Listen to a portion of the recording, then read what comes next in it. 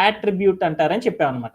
ఒక హెచ్టిఎంఎల్కి extra extra అంటే additional ఇన్ఫర్మేషన్ని చెప్పేదాన్ని ఏమంటారంటే యాట్రిబ్యూట్ అని పిలుస్తారు.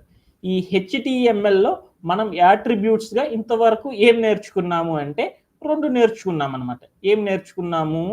CLASS అంటే క్లాస్ అనే నేమ్ ఉన్న యాట్రిబ్యూట్ని నేర్చుకున్నాం. అవునా కాదా? క్లాస్ అనే యాట్రిబ్యూట్ని ఎప్పుడు వాడతాం? సిఎస్ఎస్లో ఏదైనా స్టైల్ రాసామనుకో, ఆ స్టైల్ని తీసుకొచ్చేసి హెచ్టిఎంఎల్కి లింక్ చేయాలి అంటే క్లాస్ అనే నేమ్ ఉండే యాట్రిబ్యూట్ని వాడేసి మనం చేస్తామనేసి ఇప్పటిదాకా చెప్పారు. అవునా కాదా? అవునా కాదా? ఓకే. అలానే మరొకటి ఏం నేర్చుకున్నాము? సతీష్, మరొక యాట్రిబ్యూట్ ఏం నేర్చుకున్నావు నువ్వు? ఎస్ఆర్సి అనే యాట్రిబ్యూట్ నేర్చుకున్నావా? ఎస్ఆర్సి అనే యాట్రిబ్యూట్ అంటే ఏంటిది? సోర్స్ అని పిలుస్తారు. ఈ సోర్స్ అనే యాట్రిబ్యూట్ని ఎప్పుడు వాడతారు మనము?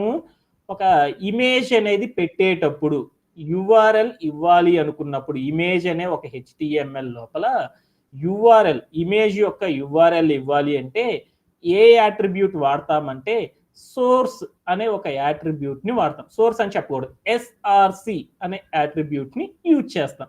ఈ 2 యాట్రిబ్యూట్ని బాగా నేర్చుకున్నాం. చాలా అందంగా చేయడం మీ అందరికీ బాగా వచ్చు. అలానే మరొక కొన్ని యాట్రిబ్యూట్స్ని గురించి మనం ఈరోజు డిస్కస్ చేసుకుందాం. దానిలో ఏంటిది అంటే ఐడి అనే మరొక యాట్రిబ్యూట్ని గురించి తెలుసుకుందాం. అలానే వన్ క్లిక్ అనే ఒక యాట్రిబ్యూట్ని గురించి ఈరోజు మనం డిస్కస్ చేసుకోవడం అనేది జరిగిద్ది అనమాట. అలానే మనందరం ఏం చేసామంటే సాఫ్ట్వేర్లో మనందరం ఏం చేస్తామంటే సపరేట్ టూల్స్ వాడుతూ ఉంటారనమాట.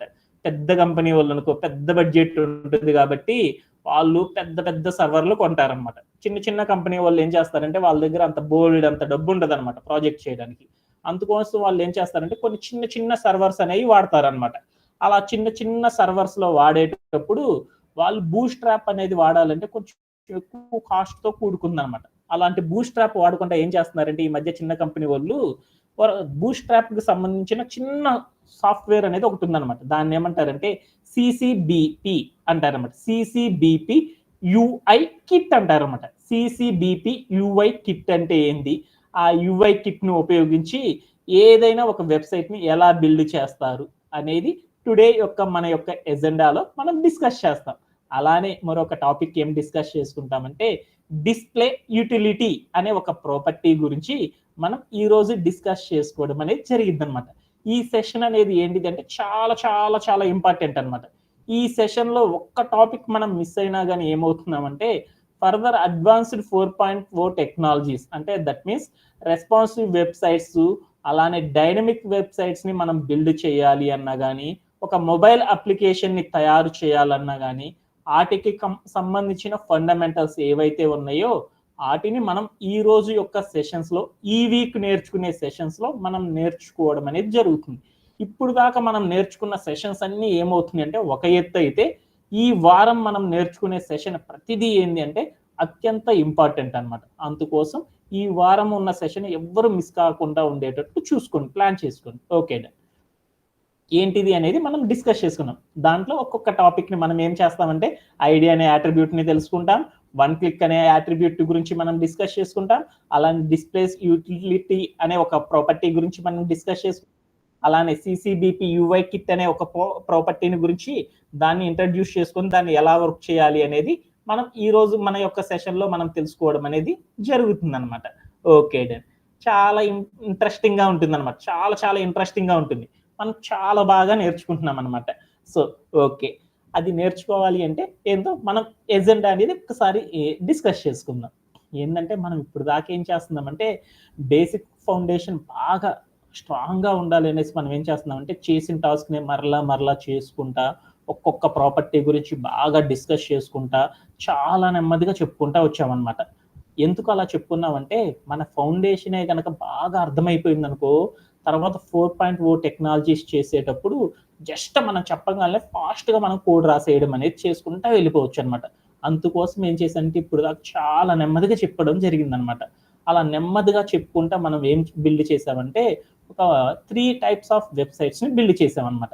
ఏ వెబ్సైట్ అంటే టూరిజం, ప్లాన్ యువర్ ట్రిప్ అనే ఒక వెబ్‌సైట్‌ని అంటే ఒక ఇమేజ్ పైన ఒక కార్డ్ వచ్చేటట్లు ఉండే ఒక ఒక వెబ్‌సైట్‌ని ఏం చేశానంటే ఒక డైనమిక్ వెబ్‌సైట్‌ని బిల్డ్ చేశాం.